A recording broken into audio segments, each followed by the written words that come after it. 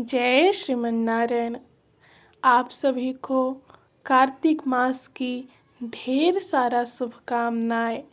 मैं कामना करती हूँ कि आप सभी के घर में सुख शांति समृद्धि बनी रहे। जय श्रीमन्नारायण। मैं मैथिली झा आप सभी के बीच कार्तिक महात्म्य के 5वें अध्याय की कथा को लेकर के उपस्थित हूँ। आप लोग अवश्य श्रवण करें। पृथु बोले, हे मुनि, अब आपने कार्तिक माघ मासों का फल वर्णन किया है। अब इन महीनों के स्नान की विधि और नियम भी कहिए।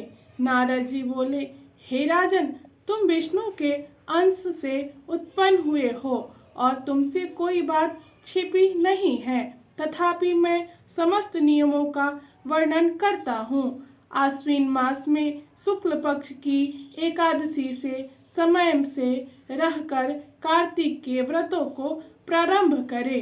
जब एक प्रहर रात्रि रहे तब उठे और जल का पात्र लेकर ग्राम से बाहर उत्तम दिशा को जाए। दिन में प्रातः सायं जनेऊ को कान पर चढ़ाकर उत्तर को मुख करके बैठे। सिर को कपड़े से ढक ले, मुख को बंद रखे और श्वास लेना बंद करके मलमूत्र का त्याग करे। यदि रात्रि हो तो दक्षिण को मुख करे। मलमूत्र त्याग करके मिट्टी से धोवे और दुर्गंध दूर करे। पुरुष शिश्न पर 1 बार, बाएं हाथ पर 10 बार, दोनों हाथों पर 7 बार मिट्टी लगाए। इस तरह गृहस्थी करे। ब्रह्मचारी को इससे दुना, वानप्रस्थों को तिगुना और सन्यासी को चौगुना करना उचित है।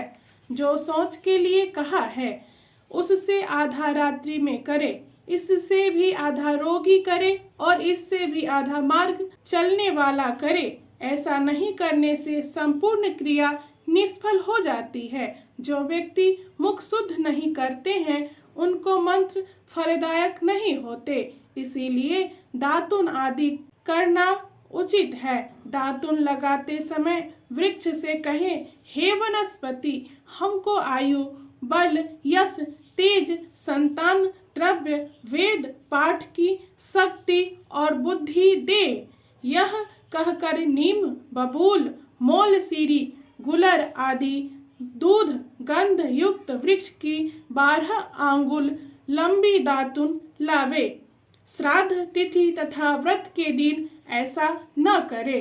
प्रतिपदा, अमावस्या, नवमी, षष्ठी तिथियों और रविवार तथा चंद्र सूर्य ग्रहण के दिन दातुन न करे। संभालू, पीपल, बट, अरंड और गंधहीन वृक्षों की दातुन न करे।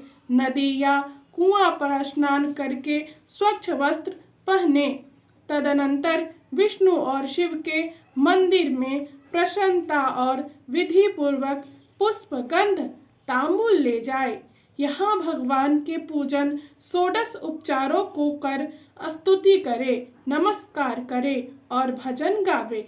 देवालय में भजन कीर्तन करने वाले विष्णु स्वरूप होते हैं। जैसे सतयुग आदि में तप, यज्ञ, दान आदि भगवान की प्राप्ति कराते हैं, वैसे ही कलयुग में भक्ति पूर्वक भजन कीर्तन से प्रसन्न होते हैं।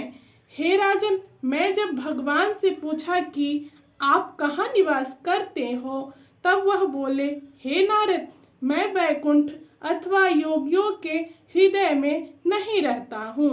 मेरा निवास भक्ति और कीर्तन में है। गंध आदि से पूजन करने से मैं इतना प्रसन्न होता हूँ कि जितना कि मैं अपने पूजन से नहीं होता। जो मूढ़ नर पुराण कथा और मेरे भक्तों का गान सुनकर मेरी निंदा करते हैं, वे मेरे दोषी शत्रु हैं। सिरस, धतूरा, कटेरी, मल्लिका, समेर, आंख, कनेर, फूल तथा अक्षतों से विष्णु की पूजा नहीं होती और जय, कुंद, सिरस, चमेली, मालती, केतकी आदि के फूलों से शिव की पूजा नहीं होती। तुलसी पत्र से गणेश की, दूब से दुर्गा की, अगस्त के फूलों से सूर्य की पूजा करना उचित नहीं है। यथा योग्य विधि से देवताओं की पूजा करके भगवान से क्षमा प्रार्थना करें कि हे सुरेश्वर, हे देव, मैंने मंत्रहीन, भक्तिहीन और क्रियाहीन पूजन किया है, अतः मैंने आपकी जो कुछ भी पूजा की है वह परिपूर्ण होवे। फिर प्रदक्षिणा करके दंडवत प्रणाम कर भगवान का कीर्तन और स्तुति उनकी प्रसन्नता के लिए करें। जो कार्तिक की रात्रि विधि पूर्वक विष्णु और शिव का पूजन करते हैं वे अपने पूर्वजों सहित निष्पाप होकर वैकुंठ को प्राप्त करते हैं।